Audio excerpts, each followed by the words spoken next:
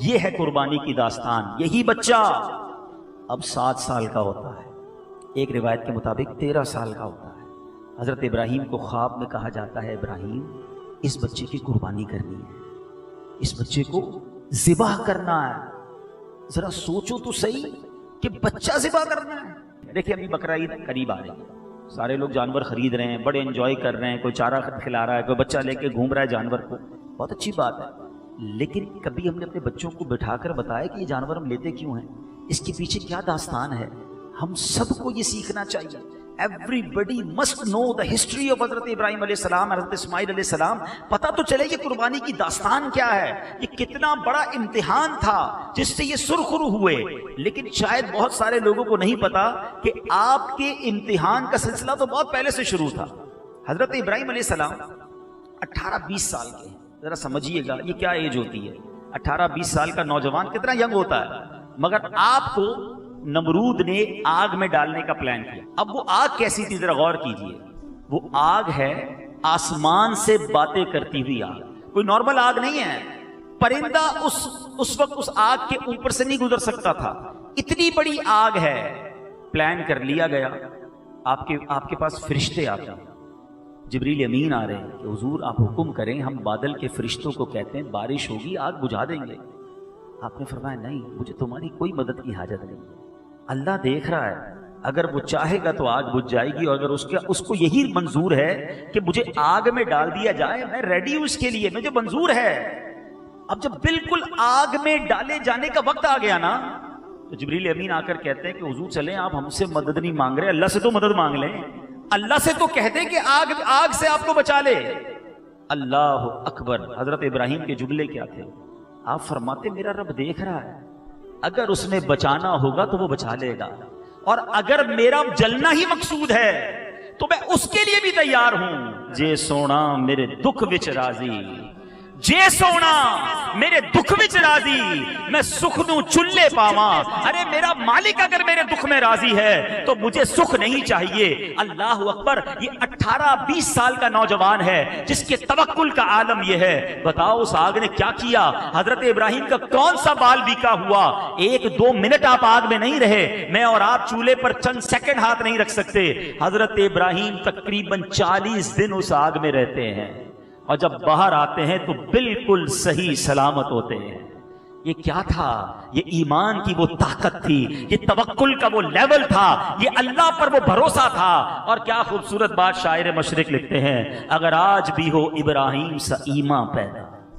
ہاں بس صرف یہی چاہیے, وہ ایمان کی رمق, اللہ پر بھروسہ اگر آج بھی وہ اس لیول کا مل جائے. اگر آج بھی ہو ابراہیم سا ایمان پیدا, آگ کر سکتی ہے انداز گلستان پیدا.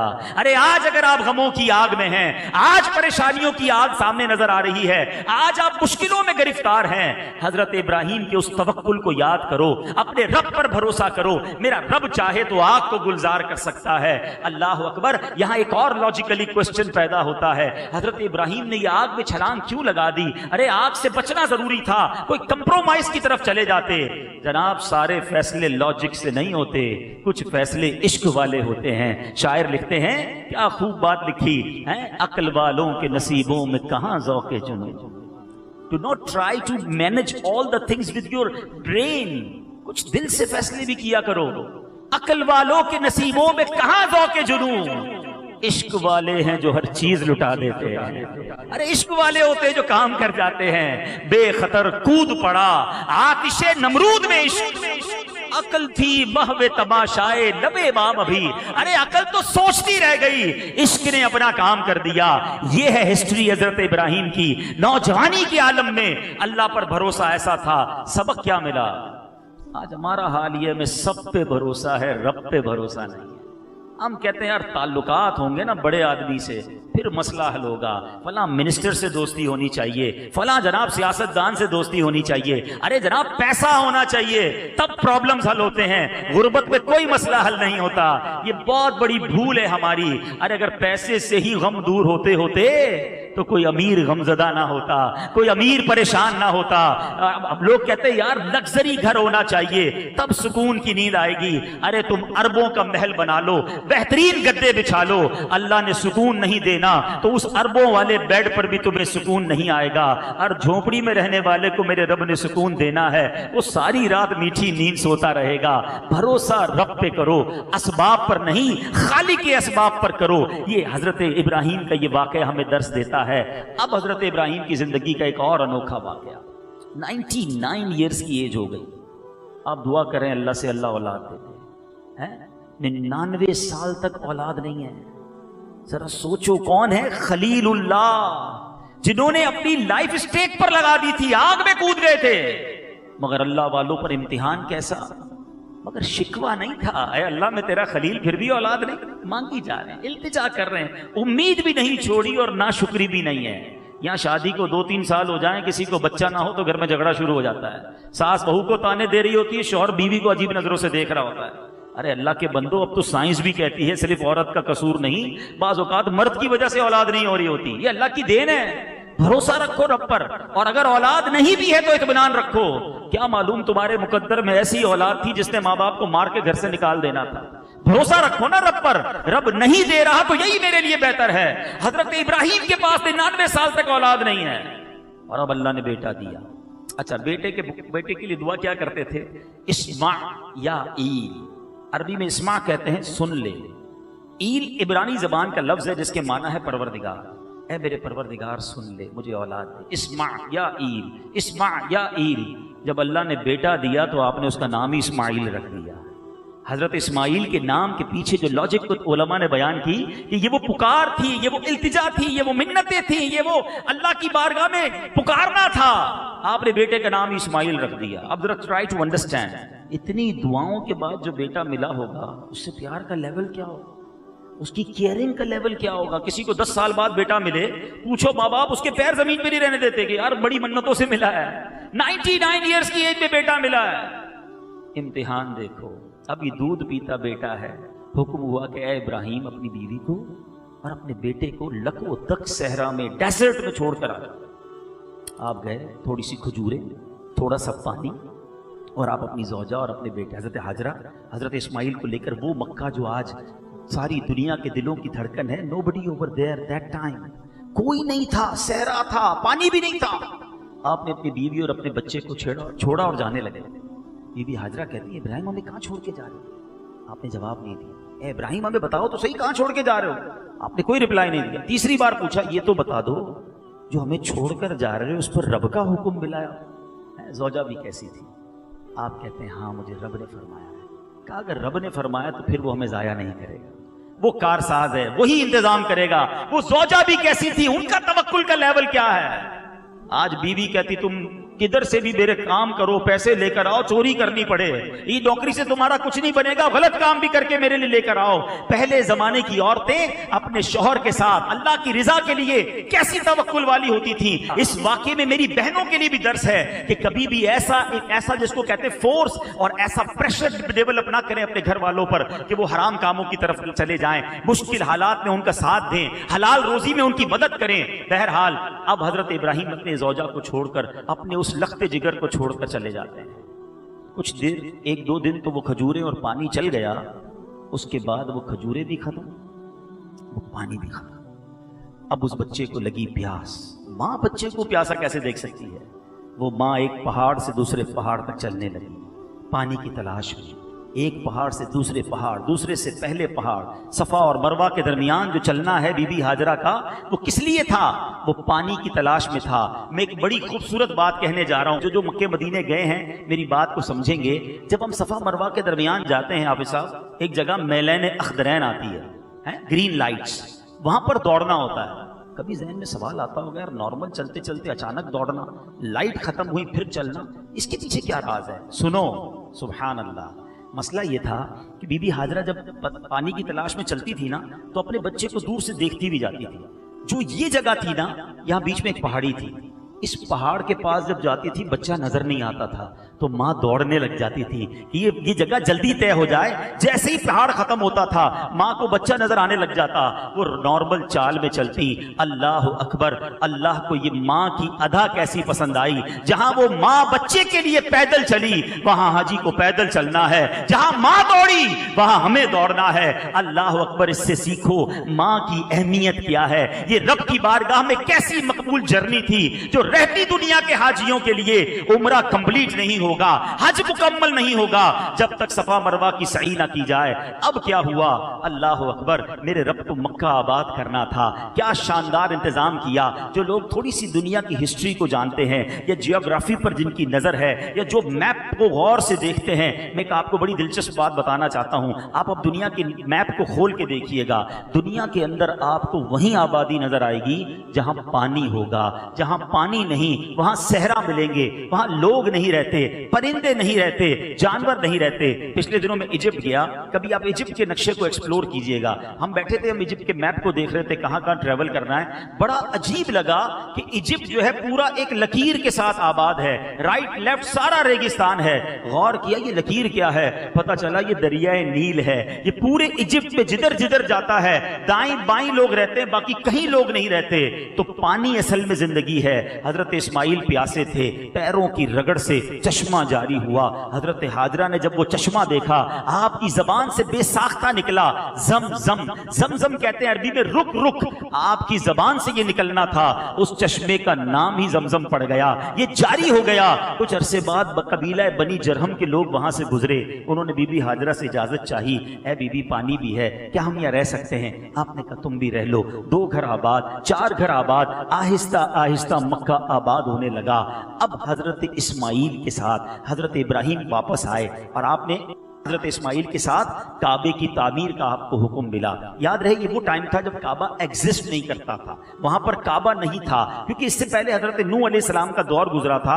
اور حضرت نوح کو یہ جب طوفان آنا تھا تو جبریل امین کعبے کو اٹھا کر لے گئے تھے. کعبے کو 4تھے یا 3رے آسمان پر رکھ دیا گیا تھا تاکہ پانی میں ڈوب نہ جائے. اور جبل ابو قبیس, یہ بالکل محرم کے ساتھ جو بڑا پہاڑ ہے, یہاں حجر اسود چھوڑ کر جبریل امین نے رکھ دیا تھا. اب حضرت ابراہیم کو حکم دیا جاتا ہے کعبہ کی تعمیر کرو.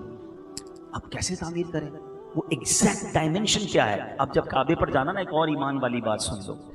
آج جو کعبہ شریف کی ڈائمنشن ہے نا, ایگزیکٹلی بالکل اسی ڈائمنشن پر اوپر 7ویں آسمان پہ بیت المعمور موجود ہے جو فرشتوں کا کعبہ ہے.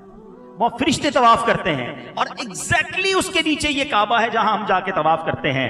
اب حضرت ابراہیم کو اسی جگہ پر کعبے کی تعمیر کرنی تھی.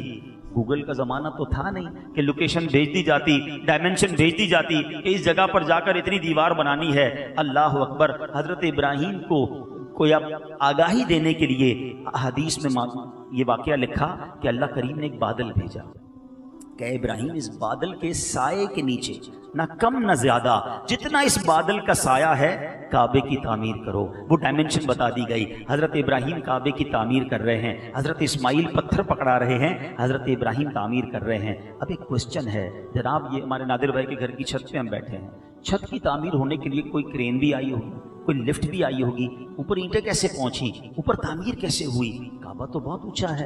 حضرت ابراہیم اور حضرت اسماعیل نے اس کے پتھر کیسے رکھے؟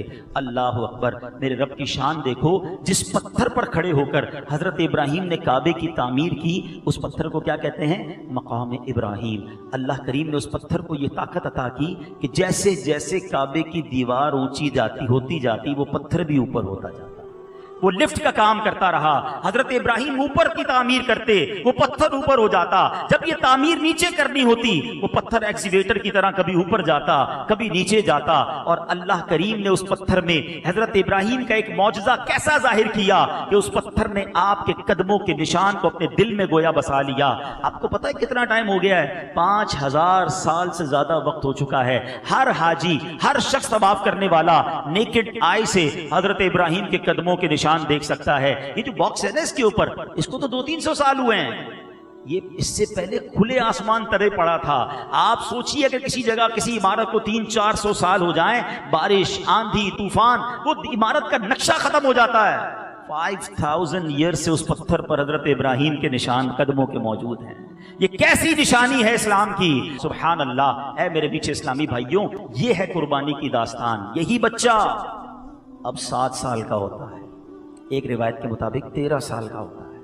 حضرت ابراہیم کو خواب میں کہا جاتا ہے، ابراہیم اس بچے کی قربانی کرنی ہے، اس بچے کو ذبح کرنا ہے۔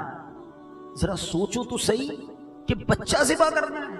حضرت ابراہیم جب صبح اٹھتے ہیں، 8 ذوالحجہ کا دن ہے، آپ نے یہ وقت سوچنے میں گزارا کہ یہ شیطان کی طرف سے ہے یا اللہ کی طرف سے۔ یہ جو سوچو بچار ہے نا، اس کو عربی میں کہتے ہیں ترویہ۔ 8 ذوالحجہ کا دن ہی یوم الترویہ پڑ گیا، 9ویں رات پھر خواب آیا، اے ابراہیم اپنے بچے کو قربان کرو۔ اب آپ کو یقین ہو گیا کہ یہ خواب اللہ کی طرف سے ہے، تو اب آپ نے پہچان لیا کہ یہ اللہ کی طرف سے خواب ہے۔ عربی میں عرفہ کہتے ہیں پہچاننے کو۔ یہ جو 9 ذوالحجہ کو عرفہ کا دن کہا جاتا ہے نا، یہ حضرت ابراہیم کا اس دن کنفرمیشن تھا۔ آپ سمجھ گئے کہ اللہ کا حکم ہے قربان کرنا ہے، اور 10 ذوالحجہ کو آپ نے پلان کر لیا کہ قربان کرنا ہے، اور اس لیے اس کو یوم النحر کہا جاتا ہے۔ ترویہ اس لیے کہا جاتا ہے وہ دن سوچ بچار میں گزرا۔ عرفہ اس لیے کہا جاتا ہے 9 ذوالحجہ کو کنفرم ہو گیا اللہ کی طرف سے پیغام ہے، اور 10 ذوالحجہ کو یوم النحر اس لیے کہا جاتا ہے کہ آپ نے ذبح کی گویا تیاری کر لی، اب اپنے بیٹے کو تیار کر کے آپ لے کر جا رہے ہیں۔ شیطان کو کب گوارا ہوگا کہ اتنا بڑا امتحان اور ابراہیم کامیاب ہو جائے؟ اب شیطان گیا بی بی ہاجرہ کے پاس، ماں کے پاس۔ اے بی بی، تمہیں معلوم ہے تمہارے شوہر اب تمہارے بیٹے کو کہاں لے جا رہے ہیں؟ کہاں لے جا رہے ہیں؟ کہاں ذبح کرنے لے جا رہے ہیں؟ کہا کیا کوئی باپ بھی اپنے بیٹے کو ذبح کرتا ہے؟ کہاں، ان کو اللہ کی طرف سے حکم ہے۔ سنو بی بی ہاجرہ کا جواب، آپ فرماتی ہیں اگر میرے رب کا حکم ہے تو اچھی بات ہے، میں بھی راضی ہوں، ذبح کروانے کے لیے راضی ہوں۔ شیطان آپ کے بیٹے کے پاس، حضرت اسماعیل کے پاس آیا، اے بیٹے تمہیں پتہ ہے تمہارے والد کدھر لے جا رہے ہیں؟ کہاں لے جا رہے ہیں؟ تمہیں ذبح کرنے لے جا رہے ہیں۔ حضرت اسماعیل کہتے ہیں کیا باپ بھی کبھی بیٹے کو ذبح کرتا ہے؟ کہاں، تمہارے بابا جان کو اللہ کا حکم ملا ہے۔ بیٹا کیا کہتا ہے، اگر رب کا حکم ہے تو میں ذبح ہونے کے لیے تیار ہوں۔ یہ کیسا خاندان تھا؟ اب شیطان مختلف مقامات پر آپ کے سامنے آیا، فرشتوں نے کہا کنکری ماریں، آپ نے ایک جگہ 7 کنکری ماری، تھوڑا آگے جا کر پھر شیطان آیا، فرشتوں نے کہا ادھر بھی کنکری ماریں، آپ نے ادھر بھی کنکری ماری، تینوں جگہ پر آپ نے شیطان کو 7 بار کنکری ماری۔ اور اب اس کے بعد حضرت ابراہیم اس مقام پر لے گئے جہاں بیٹے کو لٹانا ہے۔ 1-2 منٹ اس واقعے کو روک کر ذرا عقیدے کی، ذرا ایمان کی، ذرا عشق کی بات کر لوں۔ آج کچھ اعتراض کرنے والے اعتراض کرتے ہیں کہ یار یہ ہر سال آپ اللہ والوں کا دن مناتے ہیں، ربیع الاول پہ میلاد مناتے ہیں، یہ اللہ والوں کی یاد بار بار منانے کا کیا مقصد ہے؟ یہ کس کی کیا ضرورت ہے؟ یہ کدھر لکھا ہے؟ چلو جناب، ہمارے کام پر تو آپ کا اعتراض ہے، میں آپ سے پوچھتا ہوں، یہ صفا مروہ پہ تو اس وقت بی بی ہاجرہ اس لیے دوڑی تھی کہ بچہ پیاسا ہے۔ آج کون سا بچہ پیاسا ہے جو ہم دوڑ رہے ہیں؟ جہاں وہ دوڑی ادھر دوڑ رہے ہیں، جہاں وہ چلی ادھر ہم چل رہے ہیں۔ یہ کیا مقصود ہے؟ حج کمپلیٹ نہیں ہوتا صفا مروہ کیے بغیر۔ تو پتا چلا کہ اللہ والوں کی یاد خود رب کو پسند ہے، اللہ نے اللہ والی کی یاد باقی رکھی ہے۔ ارے جمرے کی جو رمی ہے اس وقت تو حضرت ابراہیم کو شیطان بہکانے آیا تھا، آج کون سا شیطان ہے؟ بڑی سی دیوار بنا دی گئی ہے، لاکھوں حاجی کس کو کنکر مار رہے ہیں، اس کی کیا وجہ ہے؟ اللہ اکبر، میرے رب کو یہ پسند ہے کہ حضرت ابراہیم کی اس ادا کو ہر سال حاجی ادا کریں۔ اس کا مطلب یہ ہوا اللہ والوں کی یاد ہی حج ہے۔ تو جب حج کرتے ہو، اللہ والوں کی یاد مناتے ہو، تو آج اگر کوئی اللہ والوں کی یاد اپنے گھر میں منا لیتا ہے تو کسی کو کوئی اعتراض نہیں کرنا چاہیے۔ بہرحال پھر آتے ہیں واقعے کی طرف۔ حضرت اسماعیل کو جب لے کر گئے، کیا بیٹا ہے، کیا تربیت ہے؟ وہ کہتے ہیں بابا جان آپ مجھے ذبح کر رہے ہیں نا، ایک کام کیجئے گا، ذرا چھری کو زیادہ تیز کر لیجئے تاکہ مجھے کم تکلیف ہو۔ اچھا بابا جان مجھے رسیوں سے باندھ دیجئے گا، کہیں میں زیادہ ہلوں گا تو میرے خون سے آپ کے کپڑے خراب نہ ہو جائیں۔ اچھا میری یہ جو قمیض ہے نا، یہ میری ماں کو دے دیجئے گا تو میری ماں کو کچھ تسلی ہو جائے گی۔ بابا جان ذبح کرتے وقت مجھے الٹا کر دیجئے گا تاکہ میرے چہرے پر آپ کی نظر پڑے گی تو آپ کو بھی تکلیف ہو۔ اللہ اکبر، ایسا ہی ہوا۔ یہ قربانی کی داستان اپنے بچوں کو سناؤ، گھروں میں بکرے لے کر، جانور لے کر کھیل رہے ہیں، کود رہے ہیں، ان کو بتائیں تو صحیح یہ کس کی یاد ہے، یہ کتنا بڑا امتحان تھا۔ آج اس ہسٹری کو بھلا بیٹھے۔ حضرت ابراہیم نے چھری تیز کی، بچے کو رسی سے باندھا، الٹا لٹا دیا، اور سنو کیا کیا، انہوں نے اپنا کام کر دیا، انہوں نے چھری کو گھما دیا مگر اللہ کے حکم سے چھری نے اپنا کام نہیں کیا. اور اب کیا ہوا؟ ذرا try to understand the scenario. بیٹا نیچے ہے، باپ اوپر ہے، اور ہاتھ میں چھری ہے، اور وہ چھری گھما دی گئی ہے. اتنے میں حضرت ابراہیم علیہ السلام کو اوپر سے ایک آواز آئی، اللہ اکبر اللہ اکبر. آپ نے سر اٹھا کر دیکھا، آپ نے دیکھا کہ جبریل امین ایک مینڈھا لے کر آ رہے ہیں. اللہ کریم نے جنتی مینڈھا بھیجا. اور یہاں پر جن کو تھوڑی سی ہسٹری اسلام کی معلوم ہے، جنہوں نے حضرت آدم کا واقعہ سنا ہوگا، قابیل اور حابیل کے انسیڈنٹ میں جو حابیل نے قربانی کے لیے مینڈھا پیش کیا تھا، علماء کہتے ہیں یہ وہی مینڈھا تھا جو جنت میں تھا. اللہ نے حضرت اسماعیل کے فدیے کے طور پر اس کو بھیجا. اچھا، جب حضرت ابراہیم نے وہ سنا نا، اللہ اکبر اللہ اکبر، حضرت ابراہیم اب اپنے بیٹے کے گویا اوپر سوار ہیں. آپ نے کیا کہا؟ لا الہ الا اللہ واللہ اکبر. اب جب بیٹا جو نیچے ہے اس نے سنا تو وہ بھی سمجھ گیا کہ امتحان کا وقت ختم ہو گیا ہے. بیٹا کہتا ہے، حضرت اسماعیل کہتے ہیں، اللہ اکبر وللہ الحمد. یہ جو عید کے دن پڑھتے ہیں، ذرا سوچو اس کی ہسٹری کیا ہے. یہ اسٹارٹ کے ورڈز جبریل امین نے ادا کیے ہیں، درمیان کے وقت حضرت ابراہیم نے ادا کیے ہیں، اور آخری جو الفاظ ہیں وہ حضرت اسماعیل کے ادا کیے ہوئے ہیں. اب جب بھی یہ تسبیح پڑھنا نا عید کے دنوں میں، تو یاد کرنا اس قربانی کو، یاد کرنا اس واقعے کو. کتنی قبولیت والی یہ تسبیح ہوگی جو اللہ نے ہمیں زبان سے ادا کرنے کو دی. آؤ ذرا اس تصور میں ایک بار مل کے اس تسبیح کو پڑھتے ہیں. اللہ اکبر اللہ اکبر لا الہ الا اللہ واللہ اکبر اللہ اکبر وللہ الحمد. تو یہ تسبیح کی اصل حقیقت ہمیں پتا ہونی چاہیے. تو اے میرے پیارے اسلامی بھائی، دیٹ واز دا ہسٹری. یہ پتا ہونا چاہیے کہ یہ کتنی بڑی قربانی تھی جو کامیاب ہوئے. عقل والوں کے نصیبوں میں کہاں ذوق جنون، عشق والے ہیں جو ہر چیز لٹا دیتے ہیں. سوچو، آج ہمیں تو قربانی کرنے کا کہا گیا نا. اگر ہمیں بھی کہا جاتا اپنے اپنے بچے کو قربان کرو، کتنا آسان کر دیا ہمارے لیے. جانور قربان کرو ہیں اور وہ گوشت بھی خود کھا جاؤ.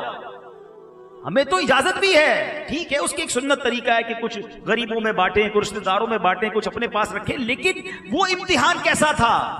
مگر آج واجب ہونے کے باوجود لوگ قربانی نہیں کرتے. اس پہ بھی دل پر بوجھ فیل کرتے ہیں، یار بقرعید آ گئی پھر خرچہ کرنا پڑے گا. اللہ کے بندوں، اللہ کی عبادت پہ بوجھ فیل کرتے ہو. کبھی ایسا نہ کرنا.